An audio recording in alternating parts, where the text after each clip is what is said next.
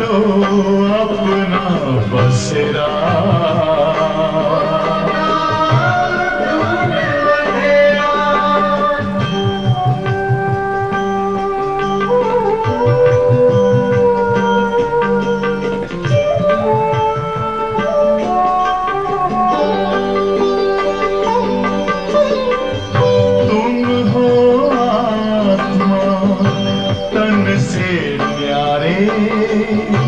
परमात्मा को प्यारे दिव्य गुणों को धारण करके योगी बनो दुलारे। ज्योति बिंदु ही तोड़ेगा ये माया मोह का घेरा।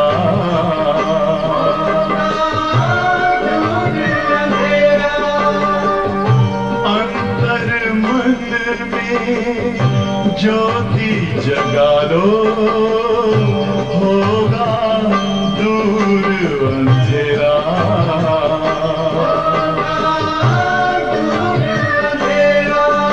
ओम शांति शांति ओम शांति।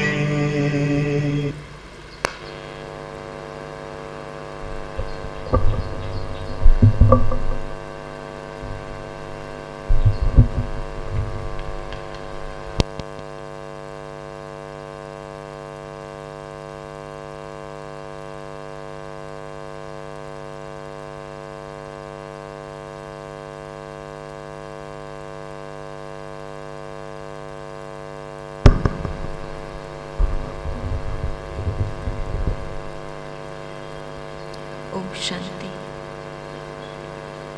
आज बाबा ने आत्मा की ज्योति को कैसे जगा के रखे, उसकी बहुत सुंदर युक्ति बाबा ने बताई है।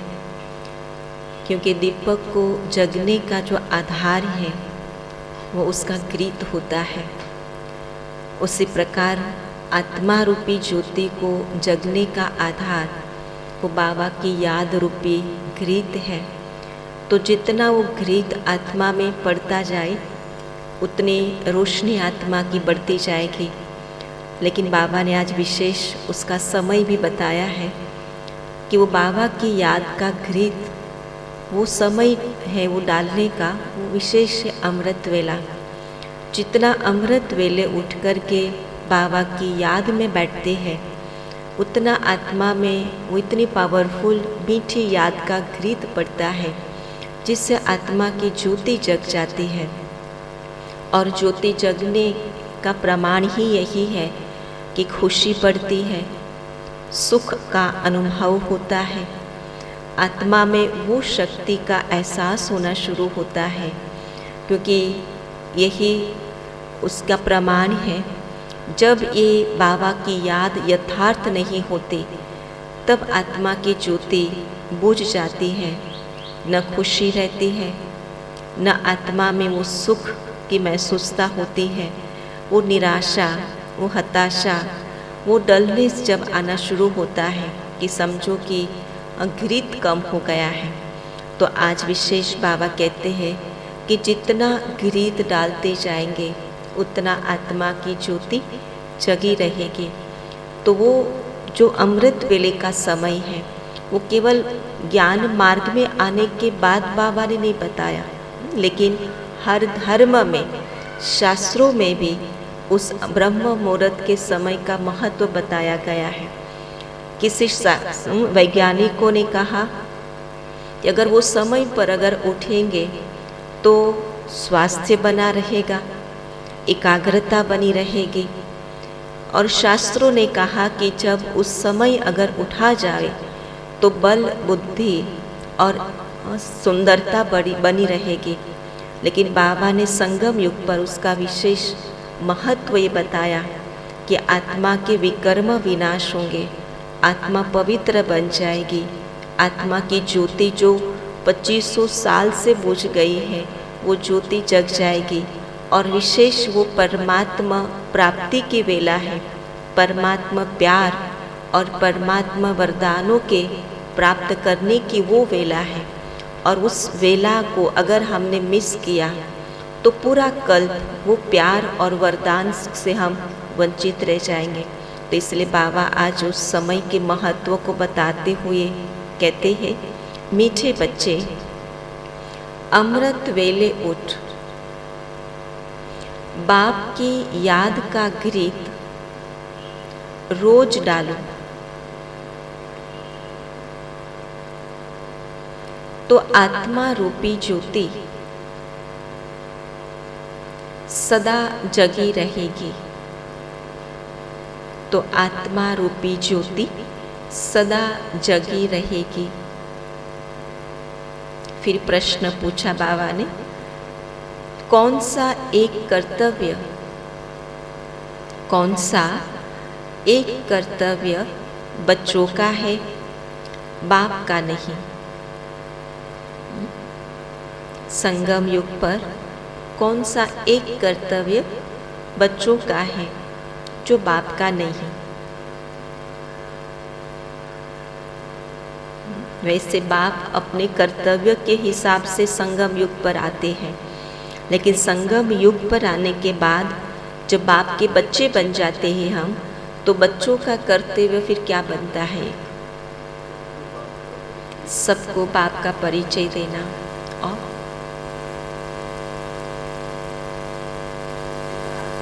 कि श्रीमत पर पूरा पूरा चलना।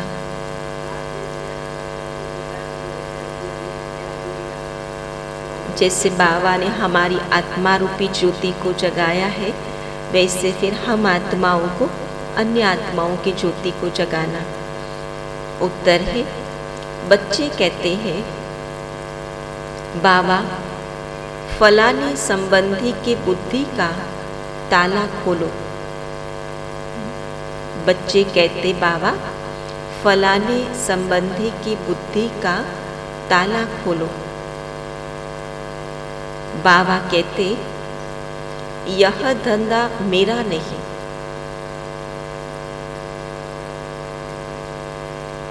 यह तो तुम बच्चों का कर्तव्य है। तुम्हारी बुद्धि का ताला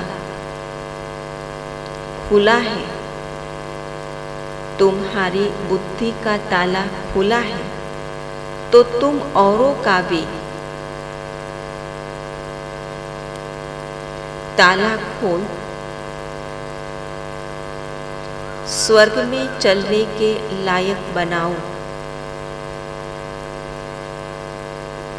अर्थात सबको मुक्ति और जीवन मुक्ति की राह बताओ।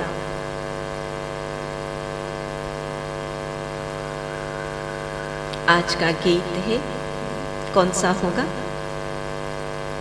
मुरली के सार के हिसाब से आज कौन सा गीत होगा? नैन हेन को राह दिखाओ प्रभु, जाग सजनिया जाग। ओम शांति। तुम जगे हुए बच्चे बैठे हो, क्या बाबा स्मृति दिलाते हैं? जगाना नहीं है, लेकिन हम जगे हुए हैं, ऑलरेडी जागृत हैं हम।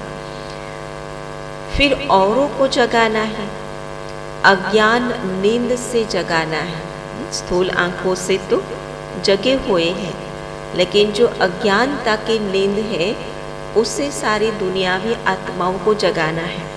और वो कौन जगा पाएगा? जो स्वयं जगा हुआ होगा। और ज्ञान में आने के बाद अगर जगने के बाद भी अगर सोए हुए हैं आलस्य और अलबेलेपन की नींद में, तो वो भी क्या जगा पाएगा?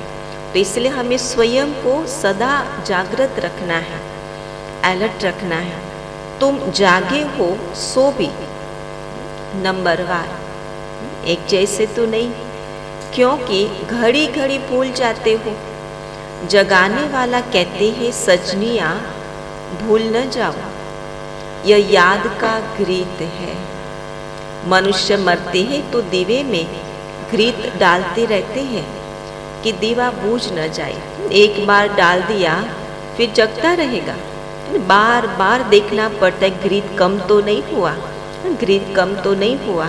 और जैसे ही कम होता है तो क्या किया जाता, अब फिर से उसमें घृत डाला जाता है ताकि दिया बुझ न जाए। उसी प्रकार बाबा कहते कि एक बार बाबा को याद कर लिया और आत्मा रूपी दीपक जग गया, ऐसा नहीं है, लेकिन बाबा को घड़ी घड़ी याद करना पड़े ताकि दीपक जगता रहे। बाप कहते बच्चे याद करते रहो। यह याद करने के लिए, घृत डालने के लिए सवेरे का टाइम बहुत अच्छा है। सवेरे याद करेंगे तो वह याद बहुत समय कायम रहेगी, है ना। उसका जो प्रभाव है ना वो लंबे समय तक रहता है। आप पूरे दिन में बाबा को याद करो और अमृत वेले याद करो तो दोनों में याद का प्रभाव में बहुत फर्क पड़ता है। अगर अमृत वेले याद इतनी पावरफुल की तो उसका प्रभाव पूरे दिन पर रहता है। तो इसलिए बाबा कहते तुम्हारा दीवा बुझा हुआ है, अब याद से अपना दीवा जगाते हो। कौन जगाएगा, वो तो जगाने के लिए आया है, लेकिन हमें घृत तो डालना पड़ेगा। तुम्हारा दीवा जगता रहता है, सतयुग से त्रेता तक जगता रहेगा। इसको दीप माला कहते हैं। एक जगह फिर दूसरा जगह, नहीं, एक से दूसरे, दूसरे से तीसरा, ऐसे माला बनती है। तो रुद्र माला और दीप माला बात एक ही है। याद तो शिव बाबा को ही तो करना है ना। तुम असूल में रुद्र माला के मोती तो हो ना, अर्थात निर्वाण धाम में रहने वाले हो। उसे शिव बाबा का धाम रुद्र धाम भी कह सकते हैं। बच्चे जानते हैं बाबा के पास हमें जाना है, क्यों वहाँ याद करना है शिव बाबा को। बाबा कई बार कहते कि मुझे परम धाम में याद करो। क्यों? वे एक तो बाबा ने कहा कि हमको वही जाना है जहाँ से हम आए हैं, तो इसलिए बाबा भी उसी धाम का रहने वाला है। एक बार दादी जानकी जी ने अपनी क्लास में बहुत अच्छी बात सुनाई थी कि जितना बाबा को परम धाम में याद करते रहेंगे उतना बाबा को यथार्थ रूपी पहचान सकेंगे, है ना। तो इसलिए बाबा के एक तो वहाँ जाना है, याद से दीपक जगता जाएगा। यश्री अर्थात श्रेष्ठ मत मिलती है, तो गाया हुआ भी है, श्रीमत मिली थी तो श्रेष्ठ सत्य धर्म की स्थापना हुई थी। किसके आधार से? श्रीमत के आधार से। श्रीमत में वो ताकत है, वो बल है कि जिससे सत्य धर्म की स्थापना होती है, क्योंकि श्रीमत वो सत्य बाप ने सुनाई हुई है। अब तुम्हारा बड़ा झुंड है, नंबरवार जितना जागते हैं उतना जगा सकते हैं। बाबा हमेशा जितने के साथ उतने का हिसाब बताते कि जितना पढ़ेंगे उतना ऊंच पद पाएंगे, जितना बाप को याद करेंगे उतना विकर्म विनाश होगा, जितना घृत डालेंगे उतना आत्मा की रोशनी बढ़ेगी, जितना जगेंगे उतना सामने वाले को जगाएंगे, है ना। तो दीवे को जगाने के लिए सवेरे उठना पड़ता है, घृत डालना पड़ता है। इसमें कोई तकलीफ नहीं है, कोई तकलीफ। बाप को याद करना, यही घृत डालते रहना है। स्थूल हाथ से भी कोई कष्ट नहीं उठाना है, लेकिन बस उठो शांति से, बाबा की याद में रिलैक्स होकर के, अलर्ट, फिजिकली रिलैक्स होकर के बैठो, लेकिन बुद्धि से अलर्ट होकर के बैठना है। आत्मा पावन होती रहती है, उसकी याद में बैठे रहो साइलेंस में लंबे समय तक, तो क्या प्रभाव पड़ता? आत्मा का शुद्धिकरण होता जाता, आत्मा पावन बनती जाती। आत्मा पहले पतित थी, अर्थात आत्मा की ज्योति बुझी हुई थी। पतित पने की निशानी क्या है? दुख है, निराशा है, हताशा है, परेशानी है, ठोकरें है। तो बाबा की आत्मा की ज्योति बुझी हुई, जब दीपक बुझ जाता है, अंधेरा हो जाता तो क्या होता, वो चल नहीं पाते। तो बाबा कहते जब आत्मा की ज्योति बुझ जाती है तो आत्मा को अपना राह स्पष्ट नहीं दिखाई देता है, वो धुंधलापन दिखाई देता है, हमेशा वो कन्फ्यूजन माइंड रहता है उसका। तो अब बाप को याद करने से ज्योत जगेगी और विकर्म विनाश होते रहेंगे, अर्थात पावन बनते रहेंगे। अभी आत्मा पर अज्ञान का परछाया पड़ा हुआ है, तो बाप ही सबसे बड़ा सर्जन भी है। कोई स्थूल दवाई आदि डालने के लिए नहीं देते हैं, कोई ऐसा प्रिस्क्रिप्शन नहीं लिख के देते कि भाई आपको ये टैबलेट इतने टाइम पर लेना है। क्या कहते, सिर्फ कहते हैं वो है मामेकम याद करो, एक ही इंजेक्शन देते, मामेकम याद का। इस याद में सब दवाइयाँ आ जाती हैं, याद से ही तंदुरुस्त बन जाते हैं। भविष्य जन्म जन्मांतर के लिए एक जन्म की बात नहीं, लेकिन अनेक जन्मों की बात है। तो योग तो बहुत किस्म किस्म के सिखलाते हैं, उससे बहुत पहलवान भी बनते हैं, मेहनत करते हैं। अभी तुम महावीर बनते हो, वो क्या बनते हैं, पहलवान बनते हैं, फिजिकल शक्तिशाली बन जाते हैं। और हम महावीर बनते हैं, आत्मा शक्तिशाली बनते हैं, जिसमें माया को हरा सकते हैं। पवित्रता को ही महावीरता कहा जाता है। इससे आयु भी बहुत बड़ी हो जाती है। याद से आत्मा पवित्र बनी और उस पवित्रता से क्या होगा, आयु बड़ी होगी, तंदुरुस्ती बढ़ जाएगी। तो बाप की याद से ताकत मिलती जाती है। बाप समझाते हैं तुमको पवित्र दुनिया का मालिक बनना है, तो यह अंतिम जन्म पवित्र बनो।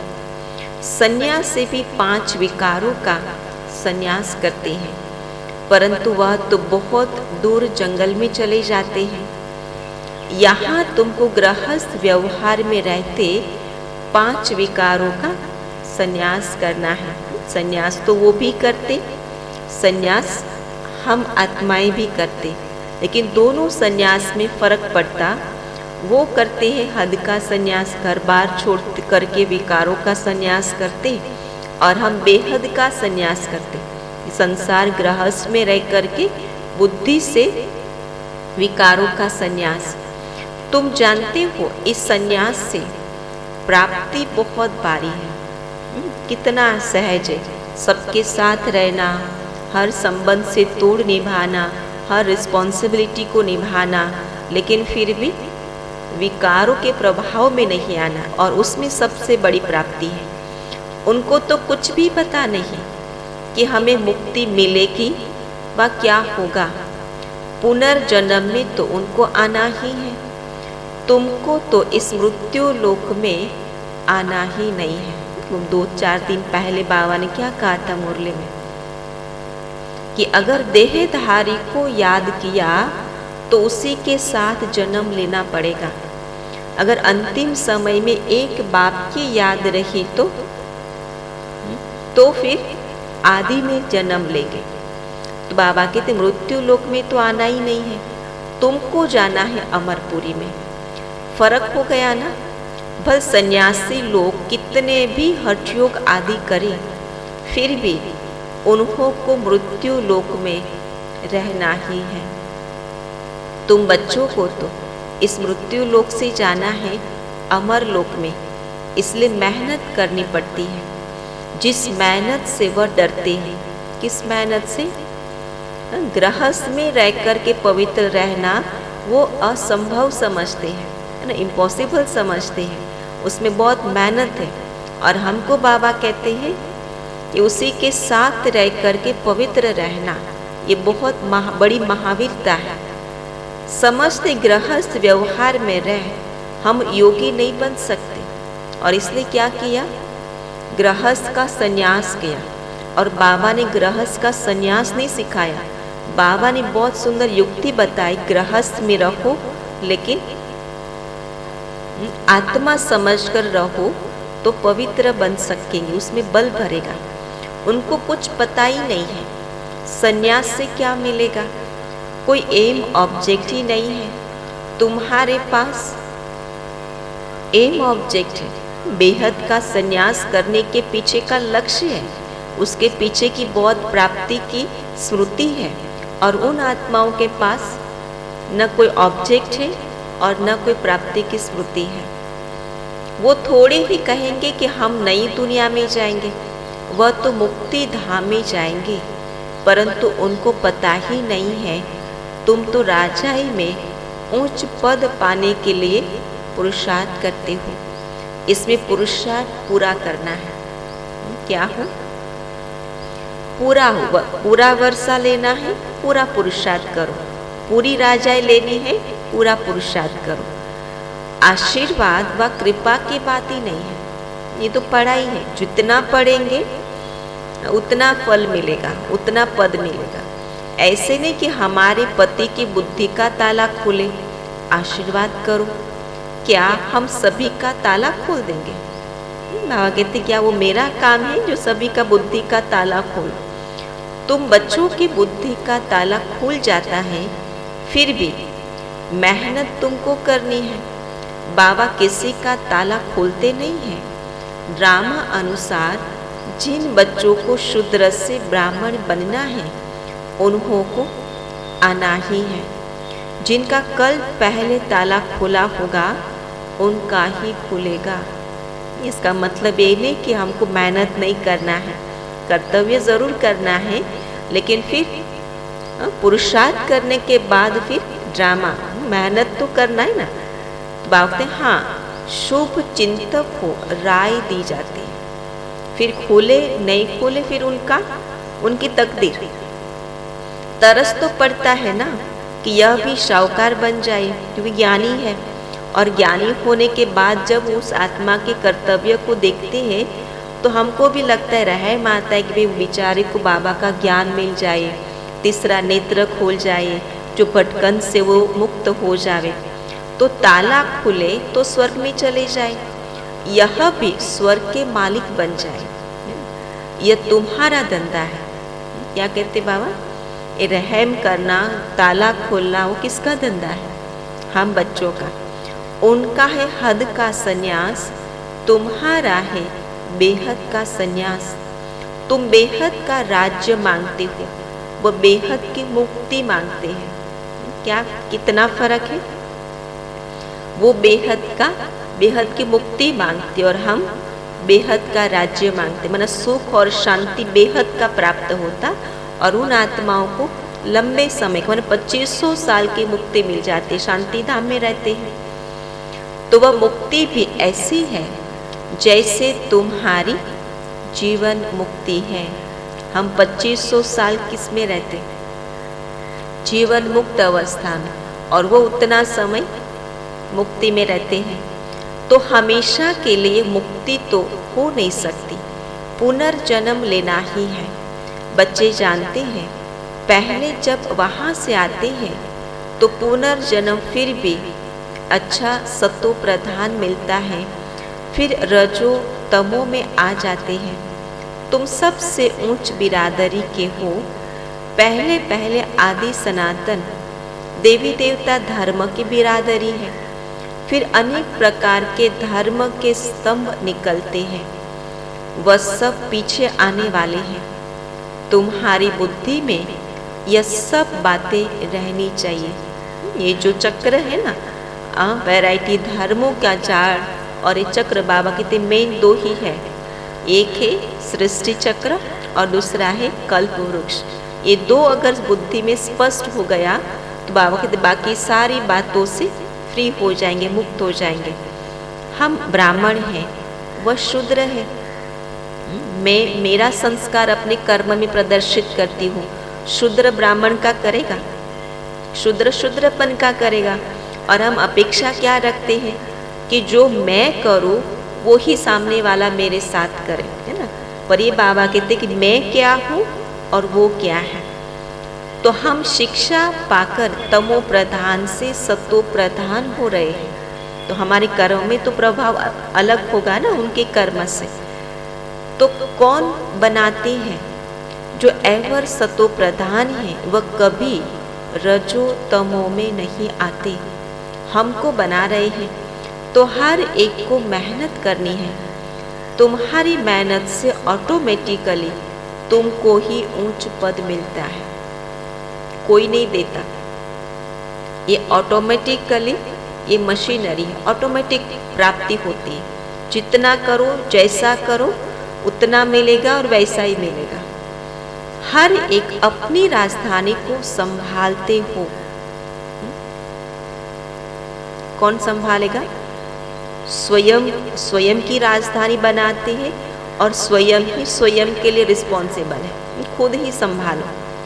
तुमको मदद देने वाला एक ही बेहद का बाप है। वह सहज युक्ति बताते हैं। इसका नाम ही है सहज राजयोग, जिससे दैवी स्वराज्य मिलता है। स्व अर्थात आत्मा को ही राज्य मिलता है। आत्मा कहती है अभी हम बेगरी शरीर में हैं, फिर प्रिंस का शरीर मिलेगा। तुम आत्माएं यहाँ बैठी हो।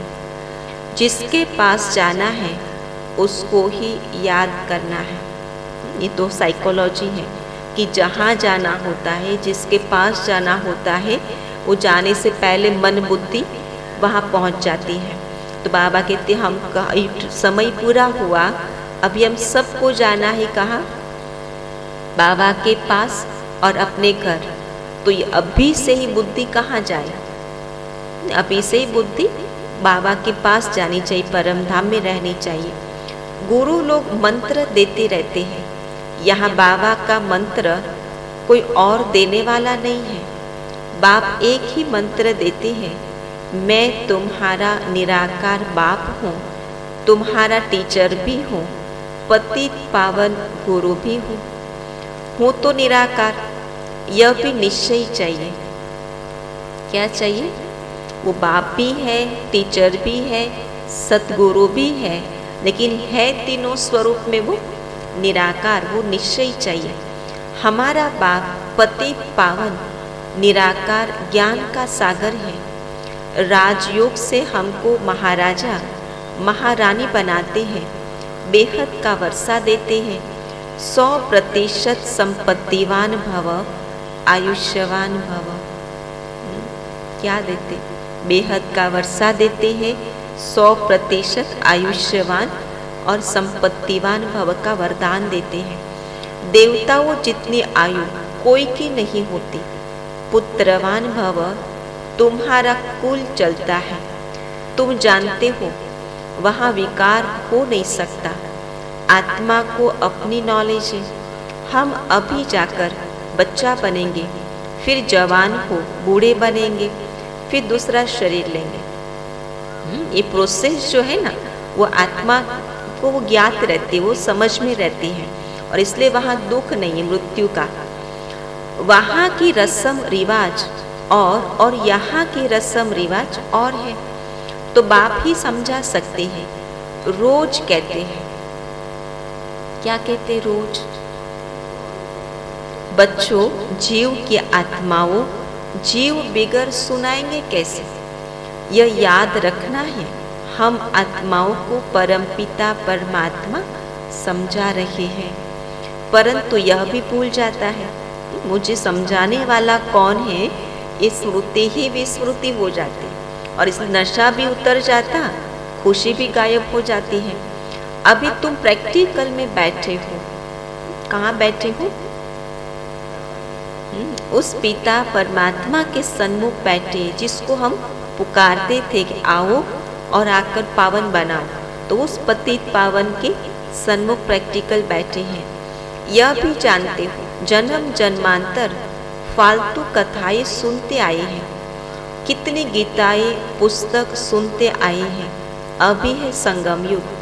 संगम युग का अर्थ ही है पुरानी दुनिया का विनाश, नई दुनिया की स्थापना। इसलिए इसको ऑस्पिशियस कल्याणकारी संगम युग कहा जाता है। संगम युग को भूलने से क्या होता?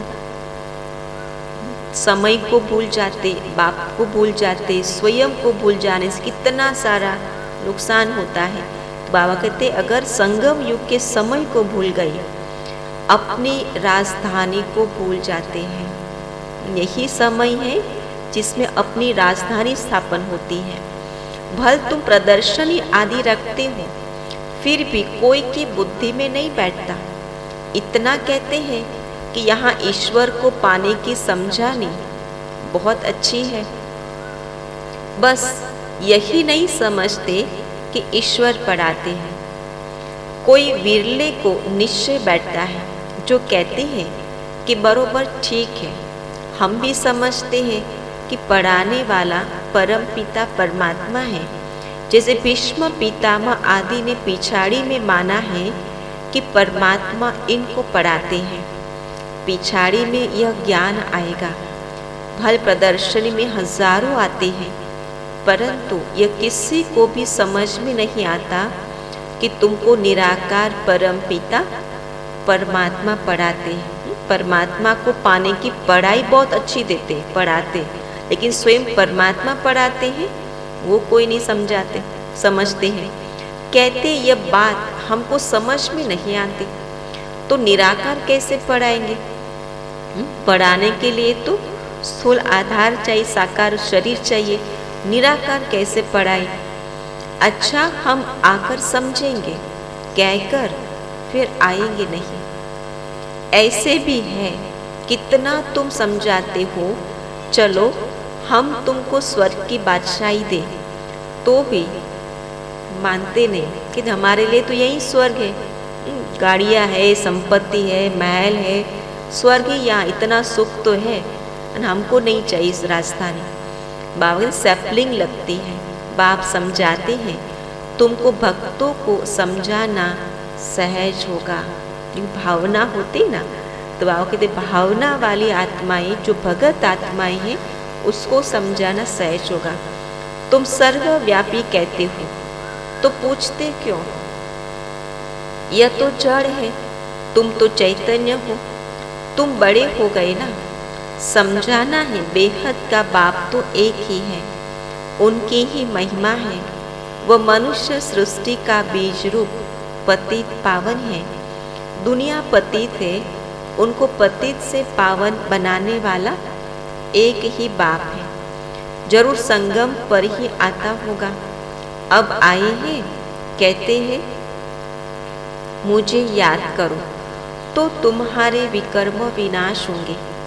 गीता में अक्षर है, परंतु कृष्ण का नाम लिखने से बुद्धि ठहरती नहीं। बुद्धि भटकती ना, बुद्धि को भटकने का कारण ही है बुद्धि देह में जाती, और देहभान हमेशा बुद्धि को भटकाता है। बाबा कहते हैं बुद्धि क्यों भटकती? क्योंकि कृष्ण का नाम डाल दिया, बुद्धि देह में गई।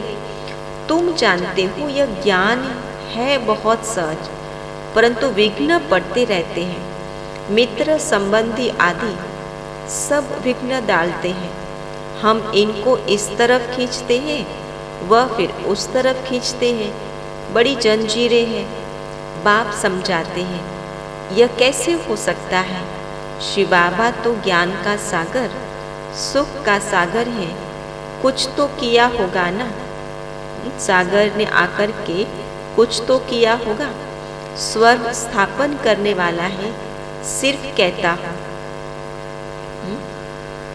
मेरे को याद करो। पूरी मुरली में बाबा एक ही सर्जन के हिसाब से केवल एक ही इंजेक्शन देते हैं, मामेकम याद करो। गुरु के हिसाब से एक ही मंत्र देते हैं, मुझ एक को याद करो। कृष्ण तो कह न सके, समझाने के लिए बड़ी मेहनत चाहिए, थकना नहीं है। कहीं मैं कहते एक बार समझाया, 2 बार, 3 बार, फिर कितनी बार समझाए, फिर छोड़ देते ना, कहते थक गए, अभी तो बहुत हो गया, अभी फिर कहते समय समझाएगा, है ना, ठोकर खाएगा तो समझेगा। लेकिन बाबा कहते थको नहीं। बहुतों से मेहनत पहुंचती नहीं है, बहाने बहुत लगाते हैं। बाबा कोई तकलीफ नहीं देते हैं, बल बच्चों को संभालो, भोजन बनाओ, सिर्फ शिव बाबा की याद में रहो। सब कुछ करो, लेकिन स्मृति में एक बात को रखो। अच्छा, दिन में टाइम नहीं मिलता है, कहीं कहीं मतलब कम होते हैं ना भी टाइम नहीं मिलता, तो बाबा कहते अमृत वेले तो याद करो। पूरा दिन कारोबार रहता है, संबंधियों के साथ का व्यवहार रहता है, लेकिन सुबह सुबह क्या होता है, अमृत वेले याद करो। कहते राम सिमर प्रभात मोरे मन, आत्मा कहते प्रभात में अपने बाप को याद करो। बाबा भी यही कहते हैं, नींद भी टाइम पर करनी चाहिए, उसका भी कायदे सिर हो।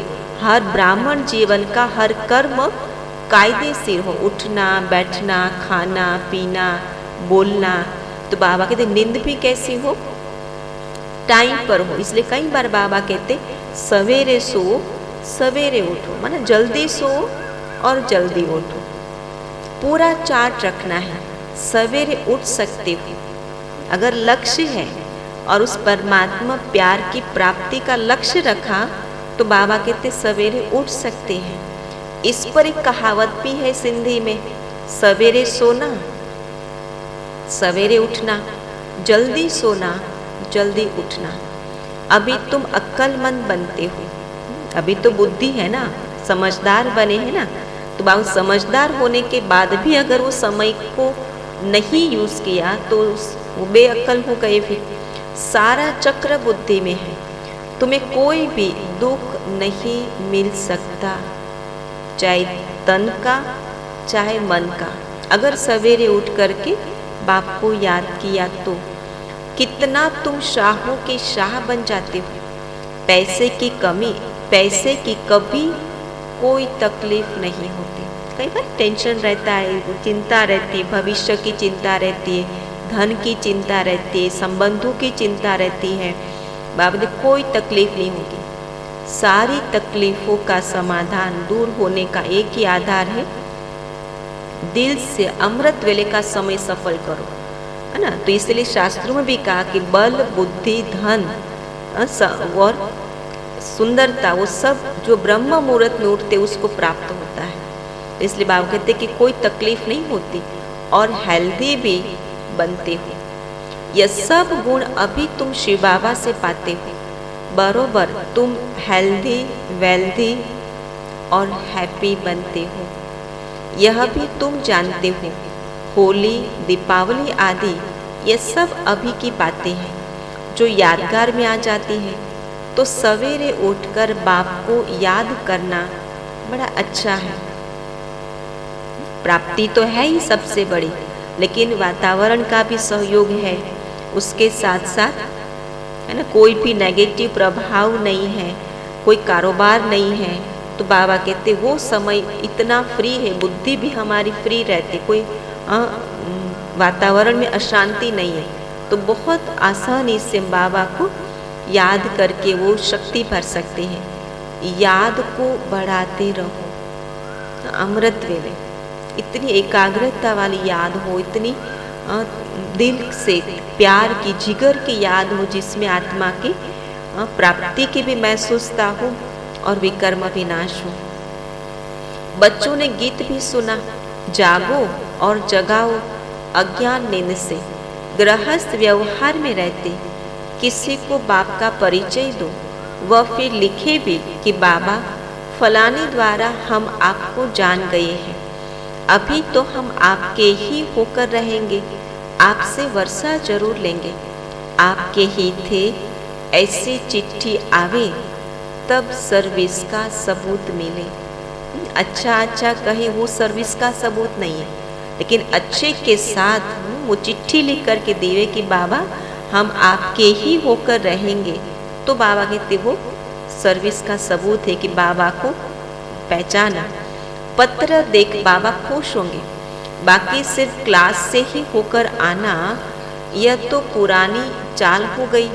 जैसे और सत्संगों में नियम से जाते हैं, तुमको तो एक एक को अच्छी रीति समझाना है, क्लास के नियम अनुसार आना फिर जाना, हाँ फिर कोई पुरुषार्थ नहीं, कोई धारणा नहीं, तो बाबा कहते वो तो और सत्संग जैसा हो गया।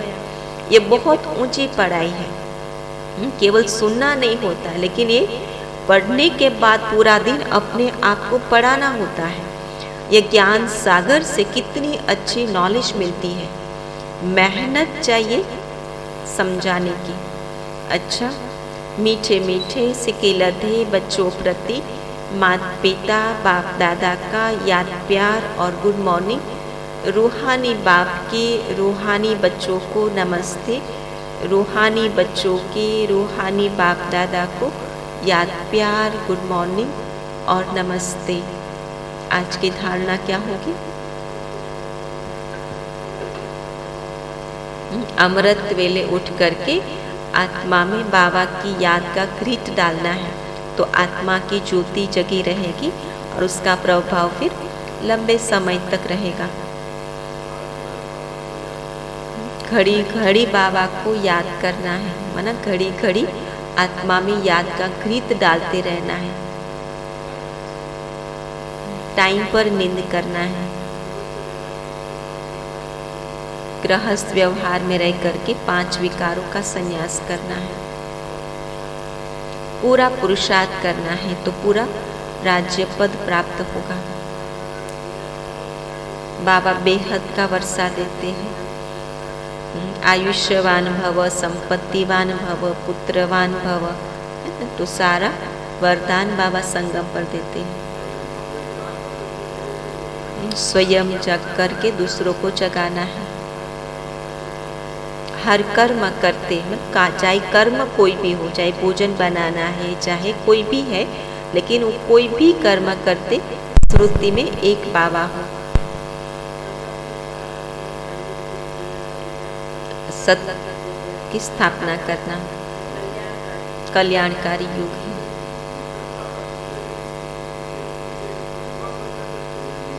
हम बच्चों का कर्तव्य है, जैसे बाबा ने हम बच्चों की बुद्धि का ताला खोला, वैसे फिर हम आत्माओं को अन्य आत्माओं की बुद्धि का ताला खोला, माना उसको समझाना है, बाबा का परिचय देना है। उसमें बाबा ने कहा कि थक नहीं जाना है। आज नहीं समझेगा तो कल समझेगा, कल नहीं समझेगा तो अपने समय पर वहाँ पर अपना कर्तव्य हमें करते रहना है। समय समय पर हमें सावधानी बाबा ने देते रहना है, शुभ चिंतक बन करके। बाबा हमें शाहू का शाह बनाते हैं। पहली पॉइंट है, याद का अभ्यास बढ़ाना है। याद का अभ्यास बढ़ाना है। इस यात्रा में कभी थकना व बहाना नहीं देना है। बहाना क्या होता? टाइम नहीं मिलता है, कारोबार रहता है, पूरे दिन ऐसा जाता है, तो उसके लिए बाबा ने कहा कि सुबह का समय है जिसमें कोई बहाने नहीं निकाल सकते।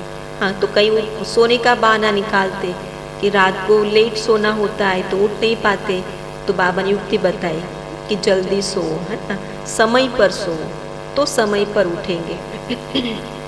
याद का पूरा पूरा चार्ट रखना है। भोजन भी श्री बाबा की याद में बनाना व खाना है। भोजन भी श्री बाबा की याद में बनाना व खाना है। दूसरी पॉइंट, बुद्धि से बेहद का संन्यास करना है। बुद्धि से बेहद का संन्यास करना है। इस छीछी दुनिया को बुद्धि से त्याग देना है।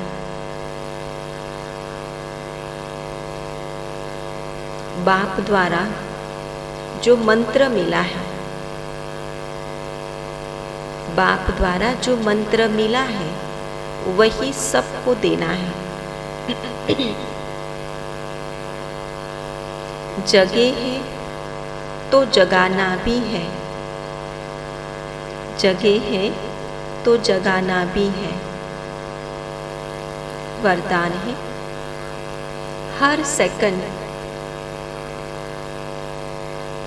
हर कदम, हर सेकंड, हर कदम श्रीमत पर एक्यूरेट चलने वाले ईमानदार वफादार भव, ईमानदार वफादार भव। विस्तार है, हर कर्म में श्रीमद् के इशारे प्रमाण चलने वाली आत्मा को ही ऑनेस्ट अर्थात ईमानदार और वफादार कहा जाता है। ब्राह्मण जन्म मिलते ही दिव्य बुद्धि में बाप दादा ने जो श्रीमद् भर दी है, ऑनेस्ट आत्मा हर सेकंड हर कदम उसी प्रमाण एक्यूरेट चलती रहती है। जैसे साइंस की शक्ति द्वारा कई चीज़ें इशारे से ऑटोमेटिक चलती है, चलाना नहीं पड़ता, चाहे लाइट द्वारा चाहे वाइब्रेशन द्वारा स्विच ऑन किया और चलता रहता है।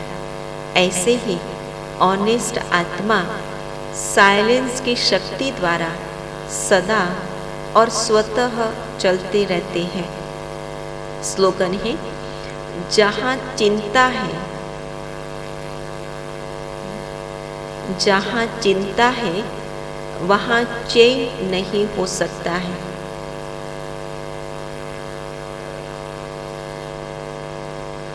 ओम शांति।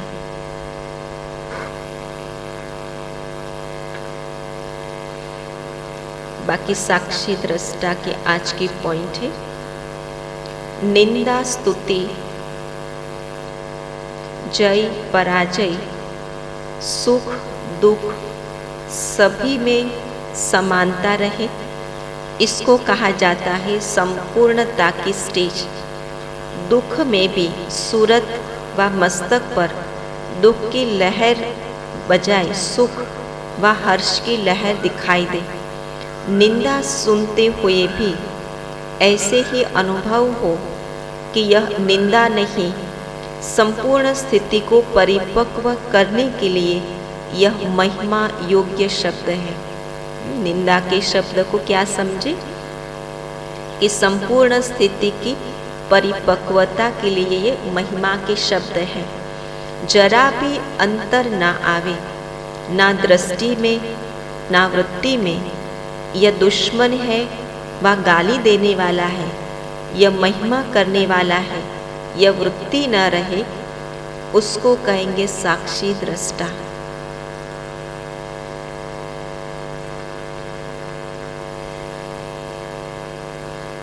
फिर आज का स्वमान है, मैं संपूर्ण हूँ।